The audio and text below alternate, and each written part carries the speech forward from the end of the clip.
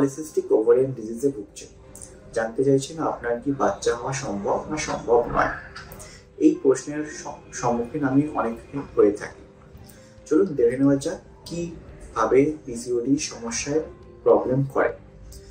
নমস্কার, আমার নাম ডক্টর রানা মণ্ডল। আমি একজন আইভিএফ ইনফার্টিলিটি স্পেশালিস্ট। পিসিওডিতে কি হয়, আপনার এগের পরিমাণ অনেক ভালো থাকে, কিন্তু অনেকগুলো এগ থাকে আপনার ওভারিতে যেগুলো সিস্টের আকারে দেখা যায়, এবং এর ফলে কি হয়, অনেকগুলো এগ একসাথে বাড়তে চায়, কিন্তু অ্যাট দ্য এন্ড কেউই বড় হয়ে ম্যাচিওর হয়ে ফাটতে পারে না, যার জন্য হচ্ছে আপনার এগ প্রতি মাসে রিলিজ হয় না এবং পিরিয়ডও নিয়ন্ত্রিত থাকে না। এর জন্য আপনাদের পিরিয়ড অনিয়মিত হয়ে থাকে এবং বাচ্চা নিতে সমস্যার সম্মুখীন হয়ে থাকে।